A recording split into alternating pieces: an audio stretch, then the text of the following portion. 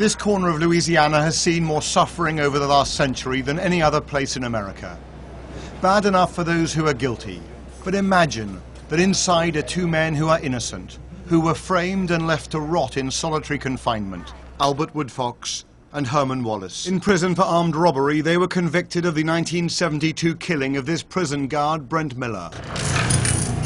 Despite the compelling evidence of a terrible miscarriage of justice, Wallace and Woodfox remain behind bars here. On February 8th, 2001, Robert King Wilkerson, one of the prisoners known collectively as the Angola Free, was finally released from Louisiana's notorious Angola prison after having his murder conviction quashed. Wilkerson, along with Herman Wallace and Albert Woodfox, were framed by prison officials and held for 3 decades in solitary confinement for crimes they did not commit. 1970s America was a turbulent place, with anti-war protests, the shooting dead of student protesters, the civil rights movement, and the emergence of groups such as the Black Panthers.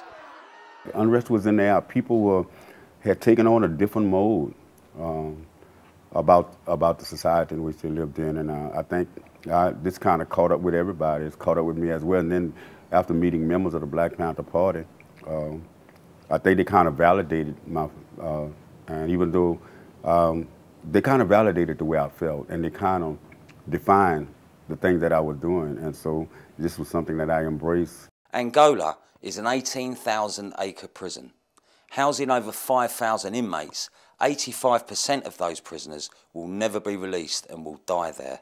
Angola, the prison where they're at, the Louisiana State Penitentiary, is always called Angola, and it's called that because there was a slave plantation there, and it was called Angola because the slaves were brought over from the country of Angola. 2 prisons that were most notorious in America for their abuse of prisoners were Angola and Part1 Penitentiary in Mississippi. The stories of the horrors of Angola, and this is in the 60s, were just horrendous. There were inmate guards. That was a system that was in place in prison that allowed for prisoners to kind of police themselves with the blessings, of course. Other prisoners was given guns to lord over and watch inmates.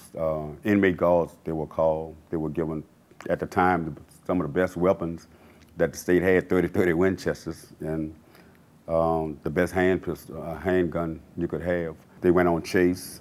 If someone had the audacity to try to escape, they also participated in raping and selling of younger inmates.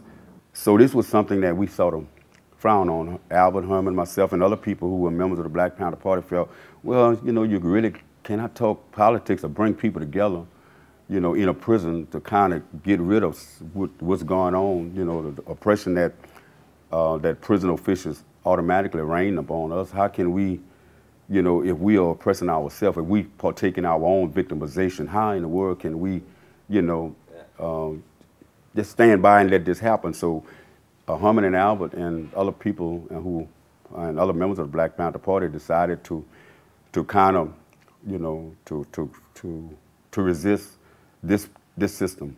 When you think about the conditions that they had in Angola, and how badly people were being treated, of course the prisoners should be standing up for their rights. Unfortunately, no one else was.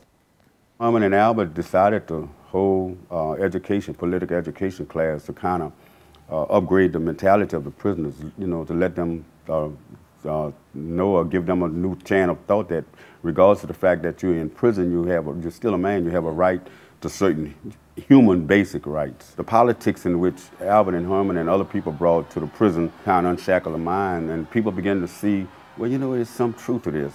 And they began to come to political education class. They began to engage in hunger strikes to kind of upgrade the prison, and a lot of the raping and the beating by inmate guards, that kind of ceased a little bit. And so the administration saw this as being a threat to security, and so they had to rid this threat because they were losing control. Panthers, you know, were viewed as a threat to the fabric of America, and they were viewed as, you know, by racists particularly, but actually by the average American, you have very little chance of getting a fair shake if you're a member of the Panthers. Anybody who was a radical became a target.